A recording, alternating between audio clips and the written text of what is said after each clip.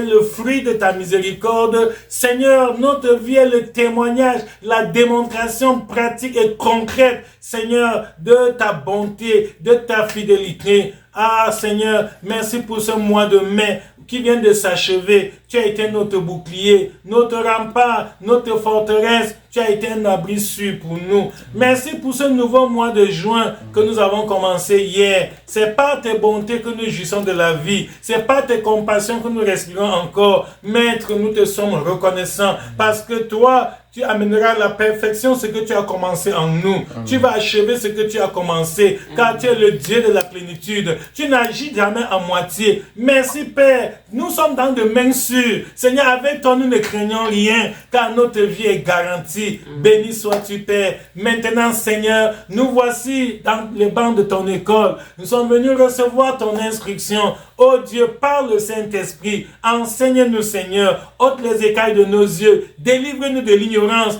comble-nous de la connaissance de ta parole, car tu as dit vous connaîtrez la vérité et la vérité vous affranchira. Seigneur, que personne ne rentre de ce culte comme il est venu, que ta parole sorte avec autorité et puissance pour renverser les forteresses, pour détruire toutes les ruses de l'ennemi, pour semer en nous la vie de Dieu, pour planter en nous la gloire de Dieu, pour nous aider Seigneur à quitter, ô Dieu des armées, l'enfantillage et à maintenant accéder à la maturité spirituelle. Au nom de Jésus qui nous avons prié. Amen. Amen. Alléluia. Amen.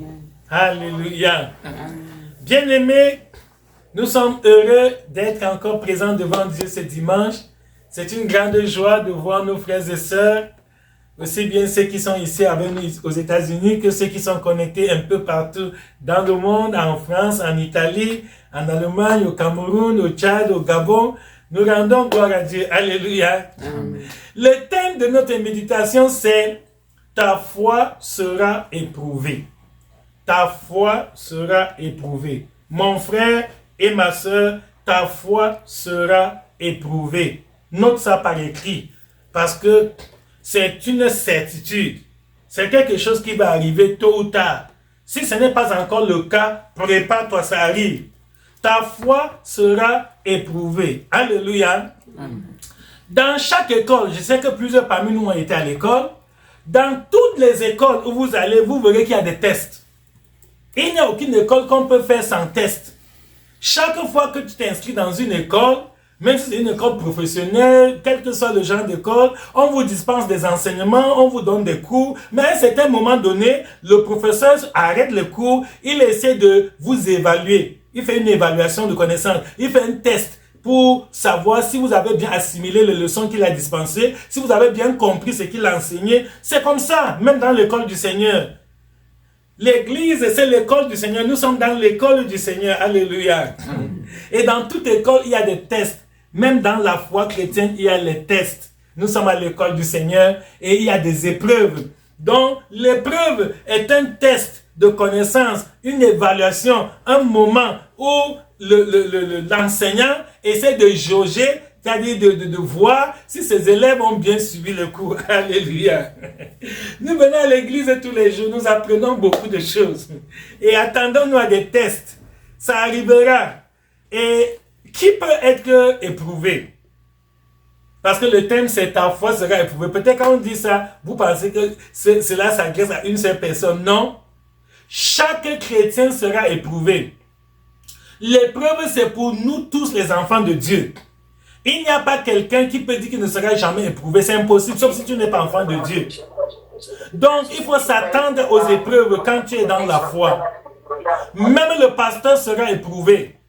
Même le serviteur sera éprouvé. Toi, servante de Dieu, sache que ta foi sera éprouvée. Toi, serviteur de Dieu, sache que ta foi sera éprouvée. Toi, jeune frère, ta foi sera éprouvée. Toi, jeune sœur, ta foi sera éprouvée. Alléluia. Même Abraham, notre père, a été éprouvé. Abraham, qui est le père de la foi. Dieu l'a mis à l'épreuve en lui demandant d'aller sacrifier son fils Isaac. Donc, ça veut dire que l'épreuve n'est pas souvent facile. Parce que Isaac était son seul fils. Il n'en avait pas deux. C'était son seul fils légitime. Et il a eu cet enfant dans la vieillesse, à l'âge de 100 ans. Sa femme Sarah avait 90 ans. Imaginez qu'un enfant que tu as eu à la dernière, je ne sais pas moi, partie de ta vie, et c'est sur lui tout ton espoir. Tu comptes que quand tu ne seras plus là, c'est cet enfant qui sera ton héritier. Et subitement, un beau jour, Dieu te demande que prends ton fils, ton unique, Isaac, celui que tu aimes, et va le sacrifier. Alléluia. Ce n'est pas facile. Chacun de nous a son Isaac. Même toi qui m'écoutes maintenant, tu as ton Isaac.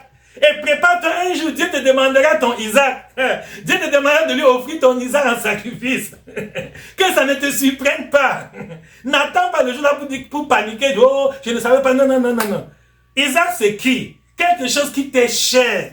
Quelque chose qui t'est précieux. Quelque chose vraiment que tu as cherché longtemps. Tu as souffert. Tu as fait beaucoup de sacrifices pour l'avoir. Ça t'a pris beaucoup de la peine. Vraiment. Et maintenant que tu l'as, ça fait ta joie. Ça te plaît. Ça te console. Même malgré toutes les difficultés que tu as, tu sais que après tout, j'ai quand même Isaac-ci. C'est-à-dire, malgré tout, tu sais que non, au moins, je n'ai pas tout perdu. Un beau jour, Dieu va tester si tu l'aimes. Dieu va voir. Dieu va te mettre à l'épreuve pour voir si tu l'aimes sans réserve. Parce que c'est facile, alléluia. Avec la bouche, chacun dit, j'aime Dieu, Jésus numéro 1 dans ma vie. Vraiment, j'ai donné toute ma vie au Seigneur. Je suis né de nouveau. Ça, c'est très facile. Tout le monde peut dire ça. Hein? N'importe qui. Chacun dit, je suis enfant de Dieu, je suis chrétien. J'ai déjà donné ma vie à Jésus. J'ai accepté Seigneur Jésus comme mon sauveur personnel. Tout ça, c'est des récitations verbales. Mais c'est dans des actions, Dieu va te tester, Dieu va te mettre à l'épreuve pour que pratiquement tu dises que tu as donné ta vie à Jésus. Tu as déjà dit avec la bouche que tu as donné ta vie à Jésus. Mais Dieu attend que tu dises avec des actions. C'est-à-dire, il y a des situations qui vont t'arriver pour que tu prouves que oui. Je connais un bien-aimé qui a été éprouvé. Un jour, il a perdu son emploi. On l'a licencié de son lieu de travail. Il s'est retrouvé en chômage. C'était une épreuve très dure. Parce qu'il était déjà marié avec 2 enfants. Et il ne savait pas. Il me dit, pasteur, je vais faire comment? Pour la charge, regarde la responsabilité que j'ai. Je vais payer le loyer, il était encore en location. Comment? Je vais nourrir les enfants, comment? C'était une épreuve. Je lui ai dit, non, ne panique pas. Il était troublé. Il dit, comment Dieu peut permettre que vraiment que je paie de mon... C'est-à-dire, il jugeait Dieu. Il y a des bien-aimés, quand ils sont éprouvés, ils jugent Dieu, ils condamnent Dieu, ils se fâchent de Dieu.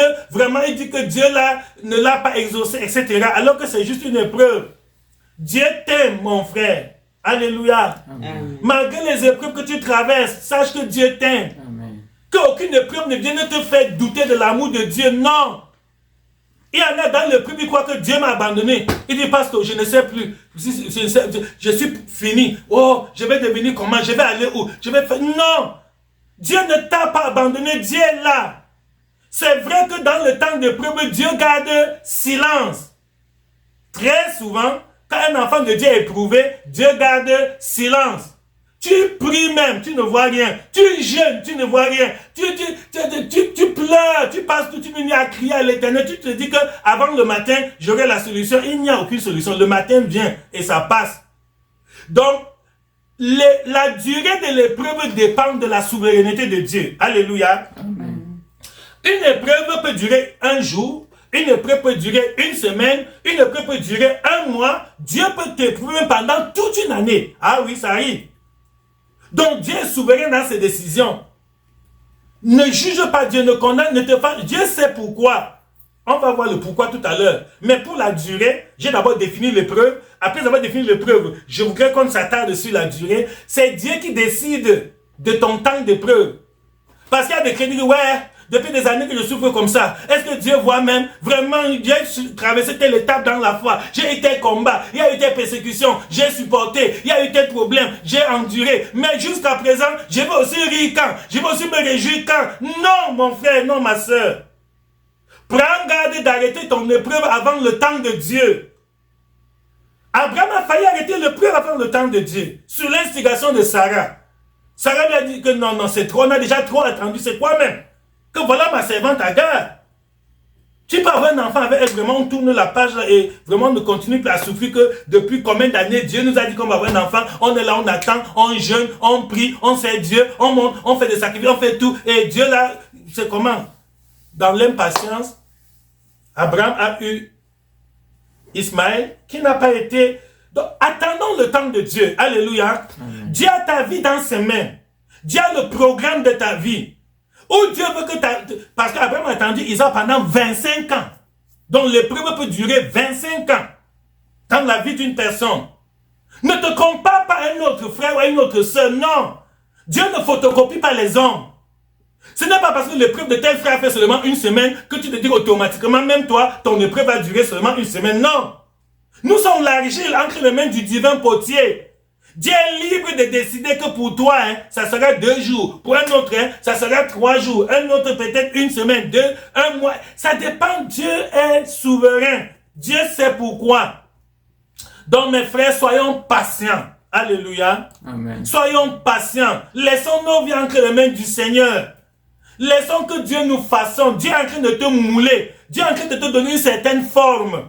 Parce qu'il a pour toi des projets de paix. Jérémie 29, 11, il dit, je connais les projets qu'il a formés pour vous, dit l'Éternel. Projets de paix et non de malheur, pour vous donner un avenir et de l'espérance. Donc la durée de l'épreuve ne dépend pas de toi ni de moi, ça dépend de Dieu. Alléluia. Amen. Et la qualité de l'épreuve aussi. Tu ne peux pas choisir quelle sera ton épreuve. C'est Dieu qui décide.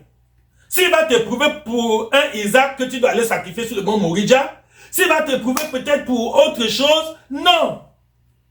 Même quand on célèbre le mariage, nous disons, Seigneur, bénis ce foyer, rends-les prospères, que leurs enfants possèdent la porte de leurs ennemis, qu'ils aillent de gloire en gloire. On vous souhaite toutes les bonnes choses pour votre mariage. On ne dit jamais que Seigneur, pendant leur vie conjugale, qu'ils soient éprouvés. Non. Mais ça vient. Même dans ton foyer, tu seras éprouvé.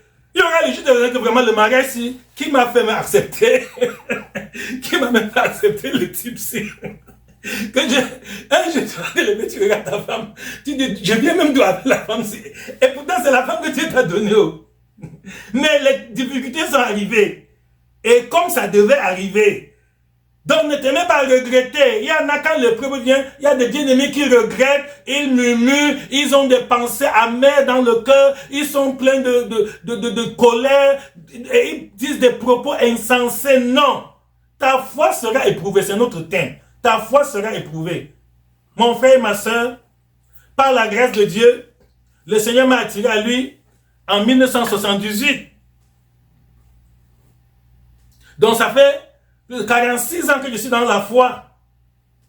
Et Dieu m'a appelé au ministère le 27 décembre 1991. Ça fait 33 ans que je suis pasteur. Et avec toute cette petite expérience-là, je te dis que mon frère, ta foi sera éprouvée. Si je ne te le dis pas, je te trompe. Je sais que nous-mêmes les évangéliques, on a souvent fait des erreurs. Je le confesse. Nous avons fait quelle erreur? Quand nous évangélisons quelqu'un, quand on prêche, on donne le témoignage à quelqu'un, on lui dit, viens à Jésus, tu n'auras plus de problème, ta vie sera toujours bien, tous les jours ce sera le bonheur, vraiment tu n'auras pas de difficultés, voilà. Et le nouveau vient avec cette naïveté-là, en croyant que non, comme j'ai accepté Jésus, ma vie sera en rose, je vais marcher sur du velours, tous les jours ce ne sera que du coton, on n'aura jamais de problème. Ce n'est pas vrai. Ce n'est pas vrai. Si quelqu'un t'a dit ça, même moi j'ai prêché ça, même moi quand je parle au témoignage, j'ai souvent dit ça aux païens. Je confesse que ce n'est pas vrai. Oh. Si quelqu'un te dit que comme tu crois là, que depuis le jour que tu as cru, c'est fini jusqu'à ce que tu arrives au paradis, tu n'auras plus aucun problème. Il t'a trompé. Ça n'existe pas même dans la Bible. Même Jésus a eu des difficultés, Jésus le Fils de Dieu. Même les apôtres, même Paul, Pierre, ils ont... Donc si quelqu'un te promet que comme tu as cru, ta vie sera seulement blanc, rose, pas de problème, c'est de l'illusion. Il faut que nous soyons réalistes. Ta foi sera éprouvée. Je ne le souhaite pas, mais je constate que c'est comme ça que le Seigneur travaille avec tous ses enfants. De Genèse à Apocalypse, tu ne verras aucun enfant de Dieu qui a servi Dieu sans être éprouvé. Ça n'existe pas. Donc quand l'épreuve vient, ne crois pas que c'est parce que tu as péché. Voilà encore une autre erreur. Il y a des bien-aimés, quand ils sont éprouvés, ils se disent que peut-être j'ai commis un mal. Non! Même si tu es plus sanctifié qu'un ange, l'épreuve viendra. Alléluia. Amen. Et à d'autres qui disent, c'est parce que je n'ai pas prié. Même si tu pries 40 jours, 40 nuits, le temps de ta foi sera éprouvé.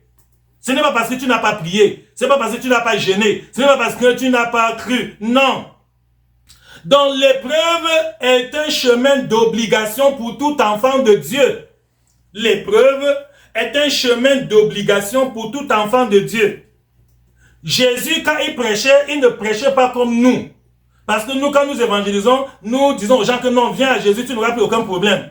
Jésus disait dans Jean, chapitre 16, verset 33, Jean 16, 33, il disait, je vous ai dit ces choses afin que vous ayez la paix en moi. Vous aurez des tribulations dans le monde, mais prenez courage, j'ai vaincu le monde. Alléluia. Amen. Jésus avertissait ses disciples que quand vous croyez en moi là, ne pensez pas que vous n'aurez pas de problème.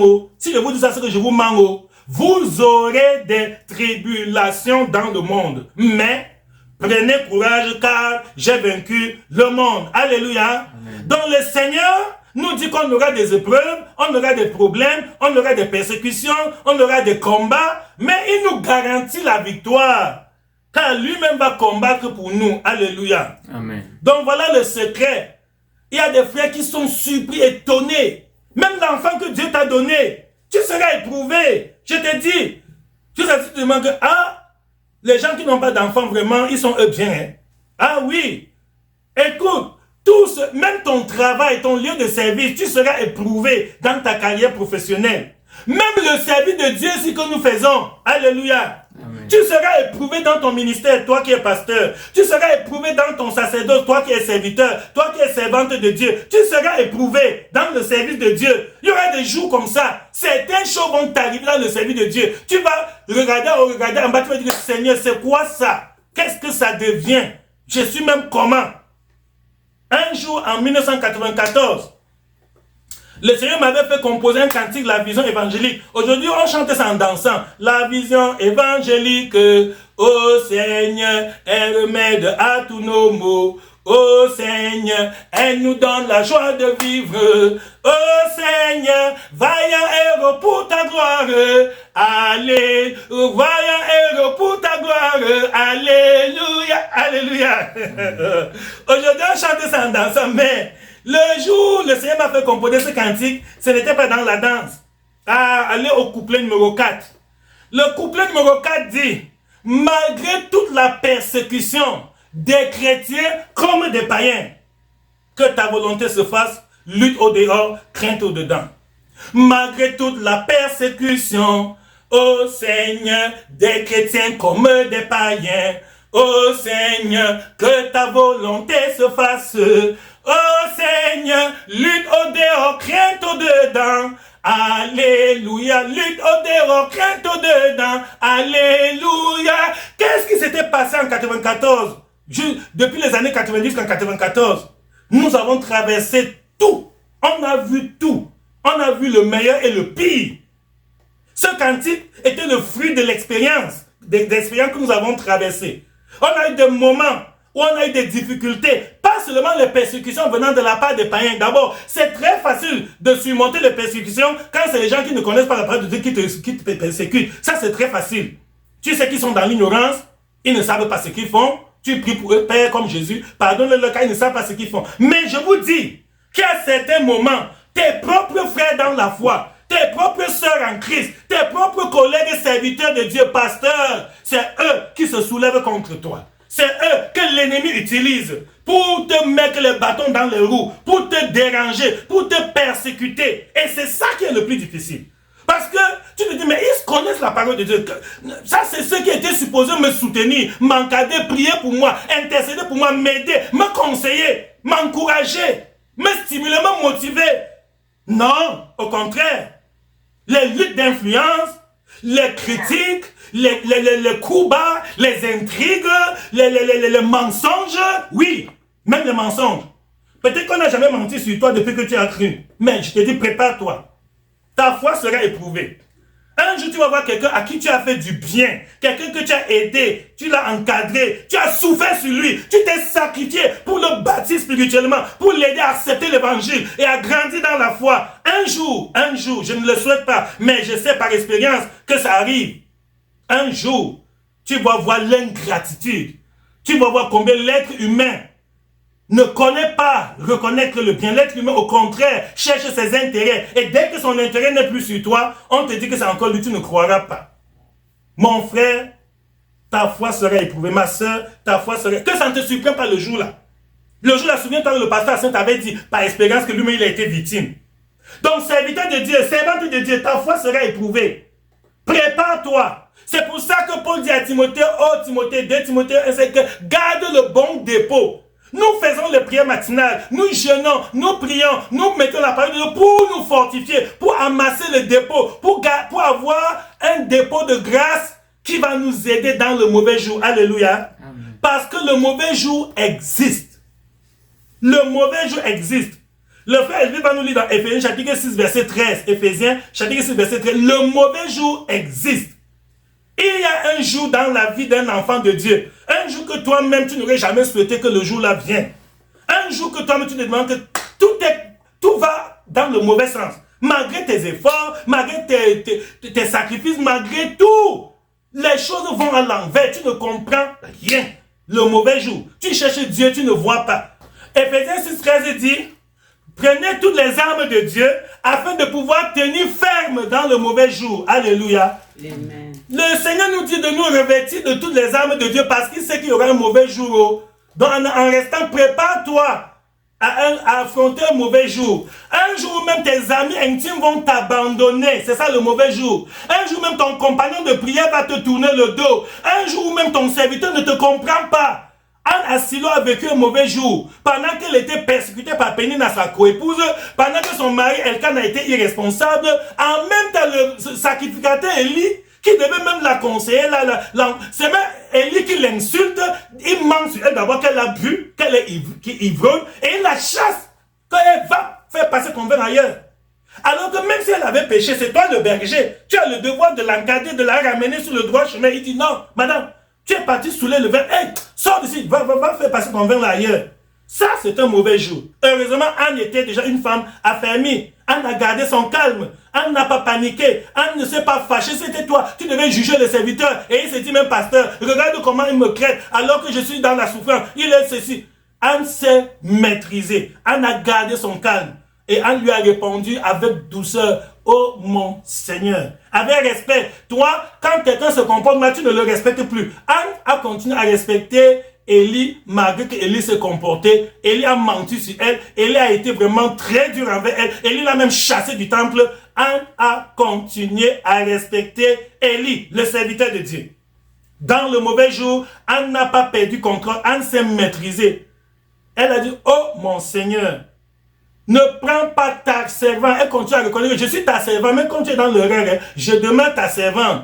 Ne prends pas ta servante pour une femme pervertie. C'est l'excès de ma douleur et l'ampleur de mon chagrin qui m'ont fait parler jusqu'à présent. J'étais en train de verser, c'est-à-dire j'étais en train de répandre mon âme devant l'Éternel. Je suis une femme qui souffre en son cœur.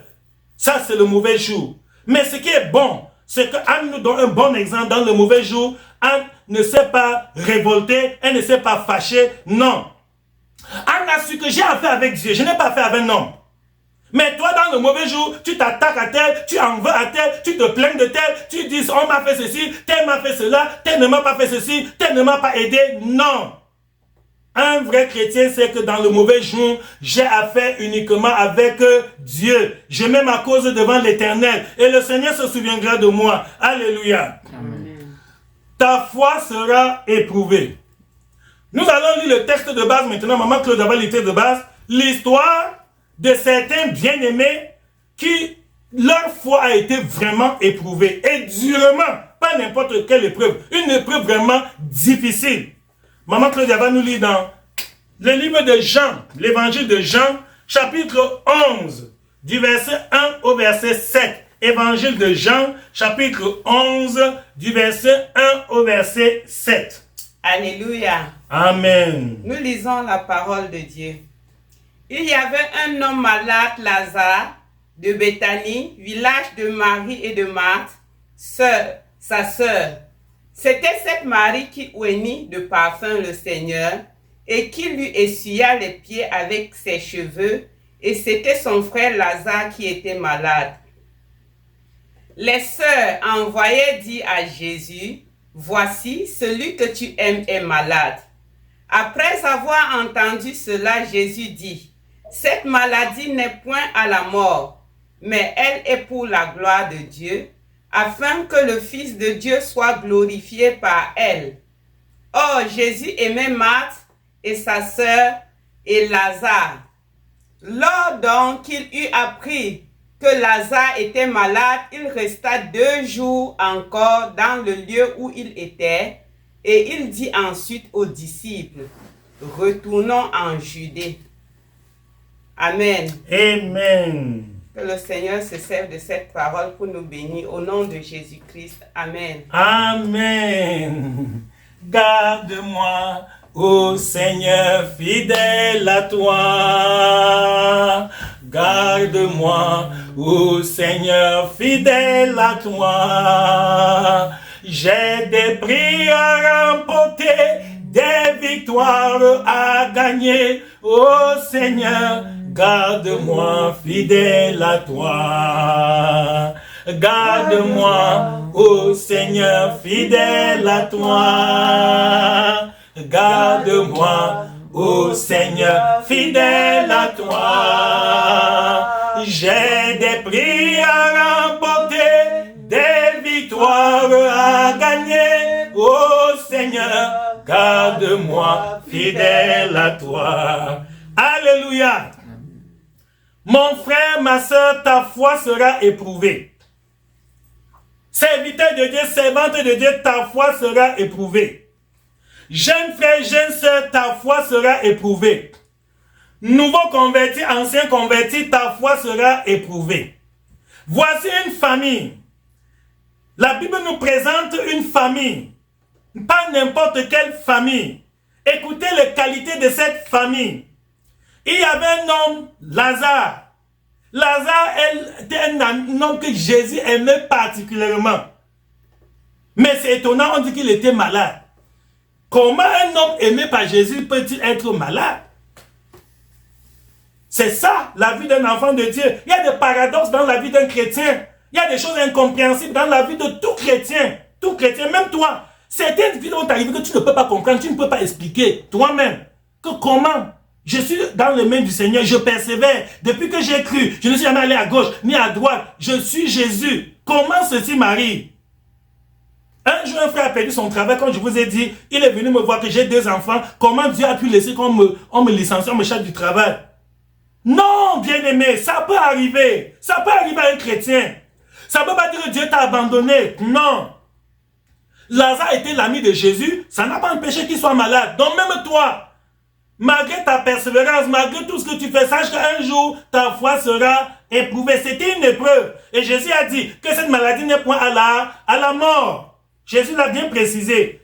Donc certains problèmes viennent, ce n'est pas pour t'anéantir. Alléluia. Amen. Certaines difficultés qui t'arrivent, ce n'est pas pour te détruire. Dieu laisse que tu aies certains problèmes, c'est pour ton bien, c'est pour te bâtir, c'est pour t'édifier. Dieu est en train de te former, Dieu est en train de te mouler, Dieu est en train de te donner vraiment la forme qu'il faut pour son service. Dieu est en train de te tester. Alléluia. On a vu au début de ce message que dans toutes les écoles du monde, il y a des tests. Il n'y a aucune école où tu peux faire sans qu'il y ait un examen. Il y a les épreuves d'anglais, épreuves de mathématiques, épreuves d'histoire, épreuves de géographie. Donc, même dans l'école du Seigneur, il y a les épreuves. Même dans la foi, nous sommes dans la foi, il y a des épreuves dans la foi. Lazare a eu une épreuve. Il a été malade. Et Jésus dit que non, ce n'est pas pour qu'il meure. Non. C'est pour que la gloire de Dieu, alléluia, donc certaines difficultés t'arrivent pour démontrer la gloire de Dieu dans ta famille, pour démontrer la gloire de Dieu dans ton lieu de service, pour démontrer la gloire de Dieu dans ton foyer, pour démontrer la gloire de Dieu dans ton quartier. Enfant de Dieu, ne te décourage plus. Et quand tu es dans l'épreuve, ferme les oreilles à ce que les païens disent. J'ai vu des frères, quand leur foi est éprouvée, les non-croyants lui conseillent, va chez le marabout, va chez le charlatan, va chez le guérisseur, va ici, va chez les pygmées, je connais quelqu'un, etc. Non! Reste ferme dans ta foi.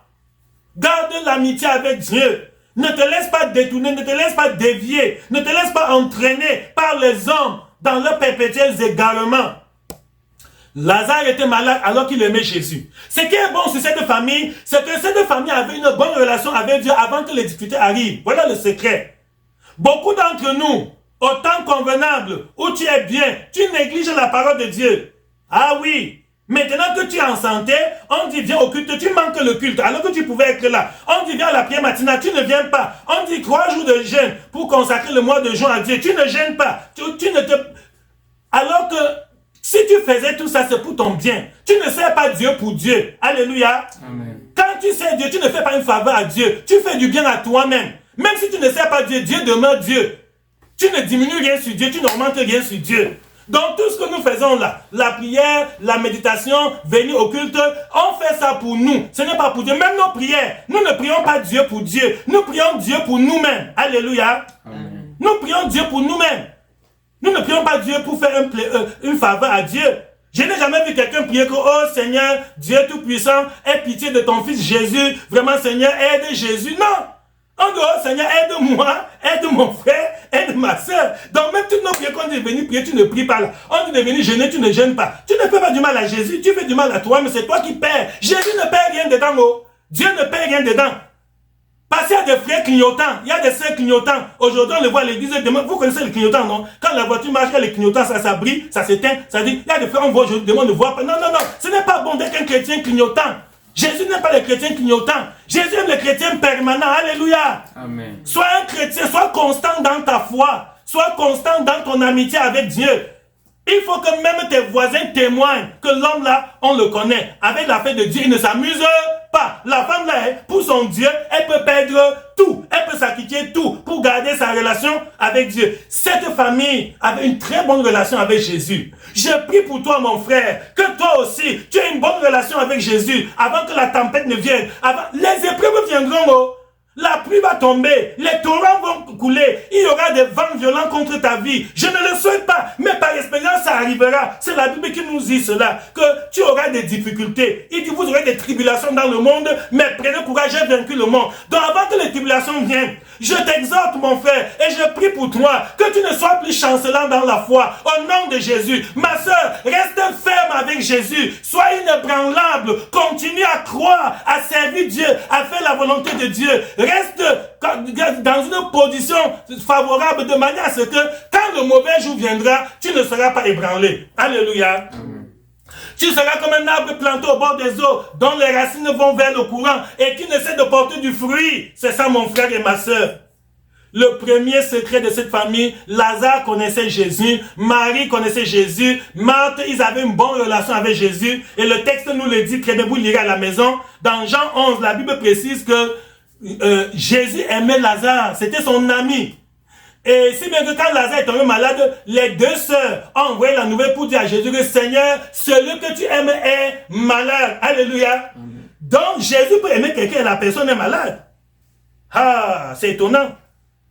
Aujourd'hui, certains pensent que quand Jésus aime quelqu'un, il ne peut plus être malade. Ou bien que si tu es malade, ça veut dire que tu as péché. C'est parce que tu as rétrogradé. Mais voici quelqu'un qui n'a pas péché, qui n'a pas rétrogradé. Et Jésus l'aime même spécialement. Les gens avaient connu que Jésus l'aime pas. Si bien qu'on en parlait, c'était connu. Mais ça n'a pas empêché qu'il soit éprouvé. Deuxième élément pour cette famille, Marie avait fait un acte historique. On dit que c'est cette Marie qui avait apporté un parfum d'un grand prix. Elle avait brisé ce vase d'albâtre. Elle a répandu le parfum là sur les pieds du Seigneur. Et elle a essuyé les pieds du Seigneur avec ses cheveux. Frère, on se souviendra de toi avec quoi? Tu écoutes les témoignages de Marie. Elle avait fait un acte exceptionnel. Elle avait fait quelque chose vraiment de particulier pour montrer son amour envers Dieu. Et toi? Depuis que tu dis que tu as cru, tu as fait quoi vraiment de spécial pour la gloire de Dieu? Tu as prouvé ton amour de Dieu en quoi faisant? Tu es seulement là un chrétien qui vient s'asseoir chaque dimanche, tu écoutes, tu rentres. Dimanche prochain, tu viens t'asseoir. Ce n'est pas ça la vie chrétienne. Non. Avec Jésus, nous ferons des exploits. C'est ce que la Bible nous demande. Nous sommes venus à Dieu pour être ses instruments. Jésus ne descendra plus du ciel encore lui-même pour aller évangéliser. Non, c'est à nous qu'il a confié cette mission. Donc toi qui croises les bras, Jésus ne veut pas de spectateurs dans l'église. Dieu n'a pas besoin de spectateurs dans l'église. Dieu veut que nous soyons tous des acteurs. Nous tous, nous travaillons. Nous devons nous investir, nous devons nous dévouer, nous sacrifier pour le salut des âmes, pour le progrès de l'œuvre de Dieu. Alléluia. Amen. Donc je prie pour toi. Que tu ne sois plus un chrétien anonyme, un chrétien paresseux, un chrétien amorphe, mou, timide. Non, ce n'est pas bon. Jésus a dit que puisses-tu être froid ou bouillant, Apocalypse 3, il dit que puisque tu es tiède et que tu n'es ni froid ni bouillant, je te vomirai de ma bouche. Toi frère, toi sœur qui es tiède, tu n'es ni devant ni derrière. Tu es un pied dedans, un pied dehors. Tu es tantôt avec l'église, tantôt avec les païens. Quand tu es parmi, tu es un chrétien caméléon. Quand tu es parmi les païens, tu imites les païens. Quand tu es parmi les chrétiens, tu chantes comme les chrétiens. Jésus dit qu'il va te vomir de sa bouche. Parce que le Seigneur ne veut pas des chrétiens tièdes. Jésus veut des chrétiens bouillants, des chrétiens actifs. À l'église, tu ne t'engages dans rien. Tout ce qu'on dit qu'il faut pour l'œuvre de Dieu, ça ne te concerne, tu ne prends pas à cœur. Mais pour les choses du monde, tu es zélé, tu es tellement actif. Mais à l'église, tu deviens une poule mouillée. Tu es là comme si tu ne connais rien, comme si tu n'entends rien. On dit que l'œuvre de Dieu a besoin de ceci, de cela. Tu ne te déranges pas. Jésus va te vomir de sa bouche. Mais l'avertissement que Jésus te donne aujourd'hui est que change ta vie, repens-toi, convertis-toi pour qu'il ne te vomisse pas. Alléluia. Amen. Cette famille avait une très bonne relation avec Dieu. Quand ils étaient bien, ils ne se sont pas amusés avec la spiritualité. C'est pour ça que quand le malheur est venu, Jésus a intervenu aussi en leur faveur. Donc même toi, c'est dans le bon jour qu'on prépare le mauvais jour. Note ça par écrit. C'est dans le bon jour qu'on prépare le mauvais jour. C'est dans le bon jour qu'on prépare le mauvais jour. Je le répète encore, c'est dans le bon jour qu'on prépare le mauvais jour. La famille ici, dans le bon jour, avait fait certaines actions qui les a préparés à avoir la victoire dans le mauvais jour. Cette sœur Marie avait oué le pied du Seigneur. Lazare avait aimé Jésus. Marc, ils ont accueilli Jésus plusieurs fois dans leur maison. Ils l'ont hébergé. Ils ont manifesté de l'hospitalité envers Jésus. C'est pourquoi quand il était malade, on a dit à Jésus, Seigneur, celui que tu aimes est malade. Et ce qui est encore gênant est que quand Jésus a écouté ça, Jésus n'a pas bougé lui. Jésus a encore fait 2 jours sans venir. Imaginez, vous avez votre ami, il est le Fils de Dieu, il guérit le malade, il ressuscite les morts, il purifie les lépreux. Et maintenant votre frère tombe malade, vous lui envoyez la nouvelle que pardon, viens plutôt, voici Lazare ton ami, il est malade. Et Jésus reste lui là-bas. Il ne bouge pas 2 jours. Le soir, vous regardez la route, peut-être il est en train d'arriver rien. À chaque fois qu'une voiture part, vous dites peut-être c'est lui. Non. Un petit bruit de ça. Non. 2 jours. Et il est gravement malade. Finalement, il meurt. Jésus est arrivé quand Lazare a été tellement malade qu'il est mort. On l'a enterré. Jésus est arrivé après 4 jours que Lazare était dans la tombe. 4 jours, 4 jours, 4 jours. Et Marthe, au verset 21, a blâmé Jésus. Vous savez qu'on ne parle pas à un supérieur n'importe comment. Elle a parlé avec indignation que Seigneur, si tu avais été ici, mon frère ne serait pas mort. Ça c'est le verset 21, c'est Marthe qui reprochait Jésus que ouais, ne sont appelés, ne sont envoyés la nouvelle, comment tu n'es pas venu à temps? Voilà, tu as traîné, ça c'est qu'il est mort. Pour elle, elle disait que c'est déjà fini, que c'est trop tard. Et au verset 32, Marie répète la même chose à Jésus, que Seigneur, si elles ont parlé comme si elles se sont concertées, elles ont prononcé la même phrase que Marthe a prononcée au verset 21, Marie prononce la même phrase au verset 32, que Seigneur, si tu avais été ici, si tu étais venu quand on t'a appelé, on a envoyé les gens t'appeler d'urgence, que c'est grave, et toi tu n'as pas bougé. Elle dit, Seigneur, si tu avais été ici, notre frère ne serait pas mort. Alléluia. Bien-aimé, parfois, Dieu tarde à exaucer ta prière. Jésus a tardé à leur porter secours. Il y a des moments où Dieu tarde à te porter secours. Tu as un problème sérieux, grave, difficile. Tu jeûnes, tu pries, tu demandes même l'aide au bien-aimé. Pardon, aidez-moi, intercédez pour moi. Dieu ne fait rien. Dieu ne bouge pas. Vous attendez la solution, ça ne vient pas. Pas parce que Dieu est méchant. Pas parce que Dieu n'écoute pas. Non. Parce que Dieu a un plan pour ta vie. Alléluia. Amen. Dieu avait un plan pour la vie de Lazare. Dieu avait un plan pour la vie de Marie. Dieu avait un plan pour la vie de Marthe. ils croyaient que c'est trop tard. Non, Dieu n'est jamais en retard. Alléluia. Amen. Les deux sœurs sont en train de blâmer Jésus que tu es venu en retard. Alors que Jésus, c'est que lui n'est pas venu en retard. Le temps de Dieu est le meilleur. Les gens qui te mentent, que tu ne peux plus te marier, tu ne peux plus accoucher, tu ne peux plus avoir le travail, tu ne peux plus être ceci. Ce sont des menteurs. Alléluia. Amen. Le Seigneur te réserve le meilleur. Dieu parfois laisse que la situation soit grave pour démontrer sa gloire. Alléluia. Parfois Dieu laisse qu'un problème pourrisse totalement jusqu'à ce qu'on désespère. Maintenant Dieu se lève. C'est quand la force de l'homme finit que la force de Dieu prend la relève. Alléluia. Tant que toi, homme, tu peux encore bouger, tu peux encore te débattre, tu peux encore faire ceci, Dieu te laisse, il te laisse, tu t'embrouilles. Quand ta force finit, jusqu'à tu as fini, tu as épuisé toutes tes cartouches et tu ne peux plus rien. C'est là que Dieu dit que bon, laisse-moi maintenant entrer en scène. Et le Seigneur dit le dernier mot. Alléluia. Dieu a le dernier mot. C'est le Seigneur qui a le mot de décision. Alors Jésus les a rassurés que non, mes filles, je suis la résurrection et la vie. Votre frère Lazare va vivre. Et Marthe dit que oui, je sais qu'il vivra à la résurrection de moi au dernier jour quand tu reviendras. Je dis que non, c'est maintenant que je dis.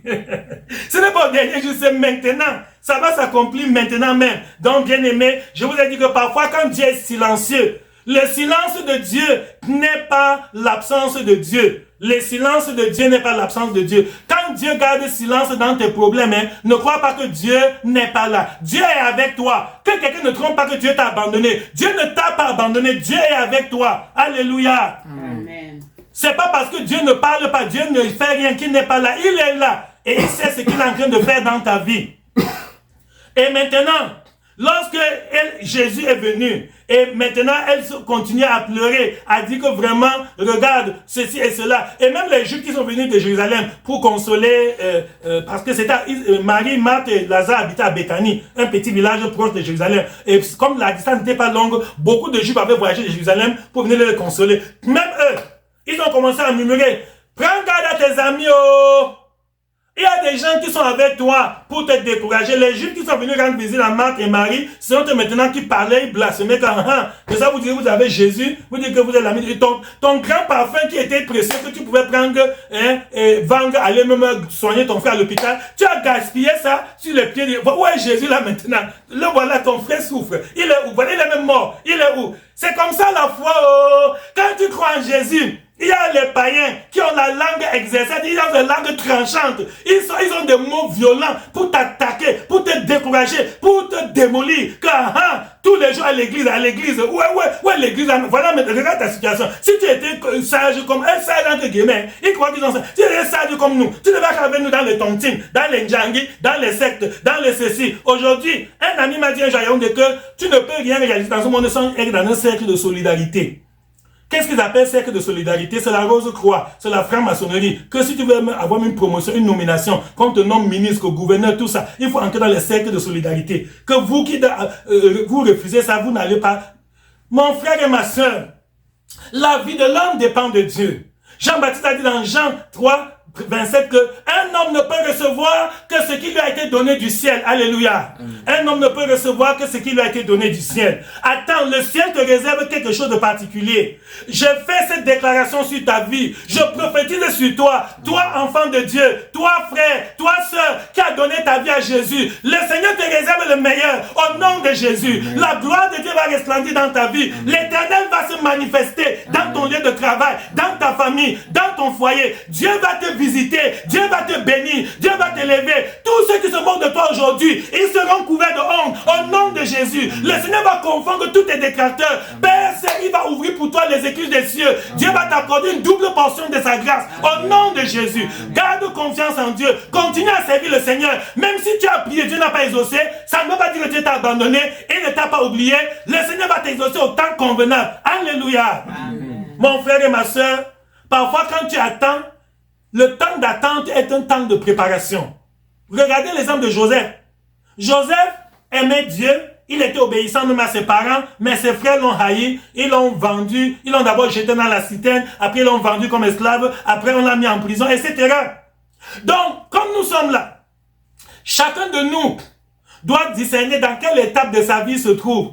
Peut-être tu es dans l'étape de la maison. Tu es encore à la maison de ton père comme Joseph. Tu n'as pas de problème. Pour le moment, tout ce que je prêche là, tu vois ça comme vraiment, tu t'étonnes. Qu'est-ce que le pasteur dit comme ça? Parce que depuis que tu as cru, tu n'as pas eu tellement de problèmes. C'est bon. Je souhaite que ça soit comme ça. Mais sache qu'un jour, tu seras vendu. Un jour, ta vie va arriver à la deuxième étape où tu es trahi par tes propres frères, où tu es dénigré, calomnié. On fait le Congo ça sur toi-même, à l'église même, pas chez les païens. On va faire le Congo ça sur toi. On monte le coup contre toi. On parle de toi. Dès que tu arrives, chacun se tait. On te regarde. Les gens vont regarder toi. Quand tu tournes le dos par derrière, ils disent le contraire. Sois préparé. Ça arrivera. Le diable existe. Ne crois pas que comme tu as accepté Jésus, le diable n'existe plus. Le diable existe. Et le diable, même dans l'église, il y en a. L'église est comme un hôpital. Il y a toute qualité de personnes à l'église. Et le pasteur ne peut chasser personne. Le pasteur ne chasse personne de l'église. Donc il y a même le menteur à l'église, il y a même le voleur à l'église, il y a les escrocs, il y a les gens qui viennent, ils te composent, ils te racontent une histoire que vraiment j'ai vu une affaire juteuse, si tu donnes ton argent comme ça va fructifier et si tu n'es pas vigilant, il va t'escroquer, tu vas dire, wow, un frère, je crois que comme il est un enfant de Dieu, non, Jésus a dit, je vous envoie comme des brebis au milieu des loups, soyez prudents, soyez prudents, soyez prudents. Si tu n'es pas prudent, tu seras victime de faux frères, il y en a. Ne pense pas que nous tous qui sommes venus au culte ce matin, nous sommes tous les enfants de Dieu. Non! Nous ne sommes pas tous les enfants de Dieu, nous tous qui sommes venus au culte ce matin. Il y a beaucoup parmi nous qui sont de passage. Ils sont là, d'ici quelques jours, ils ne seront plus là. Et si tu n'es pas vigilant, si tu n'oublies pas l'enseignement de la parole de Dieu, ils vont te détruire avant de partir. Donc mon frère, garde confiance en Dieu. Même si tu es dans le foirage, même si tu es paumé, même si tu es au chômage, même si tu n'as rien, même si tu es malade, même si tu es abandonné, tu es isolé, Dieu est avec toi. Alléluia. Amen. Un temps arrivera où tu seras aussi dans la citerne. Un temps arrivera où tu seras aussi esclave. Un temps arrivera où tu seras en prison spirituellement. Et finalement, tu atteindras la gloire. Alléluia. Amen. Dieu est en train de bâtir ton témoignage. Toutes ces difficultés que tu traverses, ce n'est pas un hasard. C'est le Seigneur qui est à l'œuvre. Il est en train de bâtir. Dieu est en train de façonner ton témoignage. Dieu voudrait qu'un jour, ton nom figure dans la liste des héros de la foi. Dans Hébreux 11. On nous montre la liste des héros de la foi. C'est par la foi qu'Abel a fait ceci. C'est par la foi que Noé a fait ceci. C'est par la foi qu'Abraham a fait ceci. Dieu veut qu'un jour, on dise que c'est par la foi que toi aussi, tu as fait ceci. C'est par la foi que la sœur telle a fait ceci. C'est par la foi que le frère tel a fait ceci. Alléluia. Amen. Donc Dieu veut, la liste là n'est pas complète. La liste des héros de la foi qui est dans Hébreux 11, la liste n'est pas clôturée. Non. La liste continue. Dieu va ajouter de nouveaux noms sur cette liste dans notre génération. Et je prophétise que ton nom sera sur cette liste. Au nom de Jésus. Ton nom sera sur la liste des héros de la foi dans notre génération. Au nom de Jésus. Le Seigneur va t'utiliser comme un instrument pour démontrer sa gloire dans cette église, dans la communauté des disciples de Jésus. Au nom de Jésus. L'Éternel va t'élever. Dieu va te bénir. Dieu va t'amener à une nouvelle dimension où tu vas le servir d'une manière exceptionnelle. Tu auras un témoignage glorieux qui va stimuler, qui va fortifier, qui va affermir les nouveaux, les anciens. Ta vie va être une source de bénédiction. Alléluia. Voilà le plan de Dieu pour toi. Dieu ne ment pas. Dieu ne déçoit jamais. Nombre 23, 19 dit que Dieu n'est pas un homme pour mentir, ni le fils de l'homme pour se repentir. Donc apprends à compter sur Dieu. Apprends à garder confiance en Dieu. Dans Ésaïe, chapitre 26, verset 3, Ésaïe 26, 3, il est écrit, à celui qui est ferme dans ses sentiments, tu assures la paix parce qu'il se confie en toi. Alléluia. À celui qui est ferme dans ses sentiments, tu assures la paix parce qu'il se confie en toi. Ésaïe 26, 3. Donc, qu'est-ce qu'il faut faire en temps d'épreuve? Voilà la question. Comme on a dit que ta foi sera éprouvée. Qu'est-ce qu'il faut faire lorsque ta foi est éprouvée? Quand ta foi est éprouvée, garde confiance en Dieu. Ne te décourage pas, ne panique pas, ne va pas chez le païen demander de l'aide, ne va pas prendre des crédits, ne va pas chez le marabout. Non, Dieu est tout puissant. Le Seigneur, au temps convenable, te visitera et Dieu va changer ton histoire. Alléluia. Amen. Dieu va changer ton histoire. Les gens qui aujourd'hui se moquent de toi, ils seront très surpris. Ils n'en reviendront pas. Donc, quand ta foi est éprouvée, ne chancelle pas. N'abandonne pas la prière. Continue ta vie chrétienne normale. Continue à persévérer normalement. Continue à servir Dieu. Le Seigneur, au temps convenable, va se lever et Dieu va faire ce que l'homme n'imaginait pas. Donc même toi, une sœur, si un gars t'abandonne, un gars qui avait dit qu'il va t'épouser, demain il te fuit, tu le vois avec une autre fille, que ça ne te dise rien. Les hommes ne sont pas finis. Dieu, peut-être que Dieu te préserve de quelque chose. Alléluia. J'ai un témoignage. Quand j'étais principal du collège à Yaoundé, une soeur est venue un jour me voir en pleurant. Elle dit, papa, on a détourné mes fiançailles. Il y a tel frère qui voulait me demander la main. Vraiment, on est allé le tromper, on l'a intoxiqué, il m'a laissé, il allait épouser, il a maintenant demandé la main à une autre fille. Je lui ai dit que ma soeur, garde ton calme. Garde ton calme. Laisse cet enfant entre les mains de Dieu. Et continue ta vie chrétienne normale comme si de rien n'était. Elle a essuyé ses larmes. Elle a beaucoup hésité. J'ai insisté. Je lui ai parlé que non, laisse. Dieu, je lui ai dit, est-ce que ta conscience te reproche? Tu as fait une faute. Elle dit non. Si tu n'as rien fait de mal, on a seulement détourné tes fiançailles. Ça reste tranquille. Le Seigneur est au contrôle. Elle a essuyé ses larmes, elle est partie. Quelques mois plus tard, elle est revenue dans le même bureau. Elle me dit, papa, merci. Elle est tombée sur mes pieds. Elle a embrassé mes pieds. Elle dit, papa, mais je ne savais pas ce qui est arrivé. Elle dit, papa, merci. Papa, merci. Vraiment, tu m'as sauvé. Tu m'as sauvé. J'ai dit, mais qu'est-ce qu'il y a? Elle dit, tu m'as sauvé. Et même ma secrétaire est venue voir comment une femme pleure sur mes pieds. Elle pleurait de joie.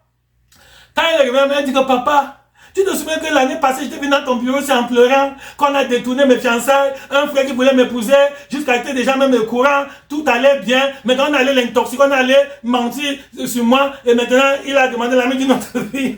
Et tu m'avais dit que je laisse entre les mains de Dieu. J'ai dit oui, je me souviens, c'était un lundi, tu es venu, je venais à peine d'arriver au bureau, tu es venu pleurer. Elle dit, bon papa, maintenant, j'ai appris que c'était un homosexuel, que voilà, Dieu a maintenant démontré, mis sa vie à nu. Donc tu m'as sauvé, que si ce n'était pas toi, j'allais épouser. Donc mon frère et ma soeur, je répète, que comme nous sommes tous là, ne crois pas que nous sommes tous enfants de Dieu. Parmi nous, il y a tout. Nous sommes mélangés. Si tu ne peux pas craindre Dieu pour que Dieu te donne des discernements, c'est pour ça qu'il y a un suite de prière que Seigneur, donne-nous les yeux spirituels, que nous voyons comme tu vois, qu'on entend comme tu entends. Si tu es dans l'aveuglement spirituel, tu vas embrasser même un caïman, même une panthère, ça te regarde. Jésus a dit, je vous envoie comme des brebis au milieu des loups. Donc il y a des loups. C'est Jésus qui a dit, c'est pas moi le pasteur Assing qui dit ça. J'ai dit, je vous envoie comme des brebis au milieu des loups. Donc il y a des loups.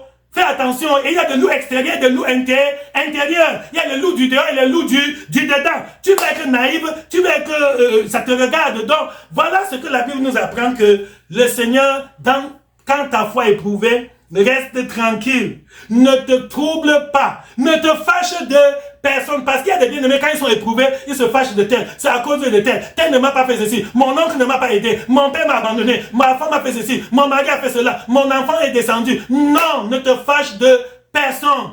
Tu as affaire avec Dieu. Tu n'as pas affaire avec non. Ta vie ne dépend pas des hommes.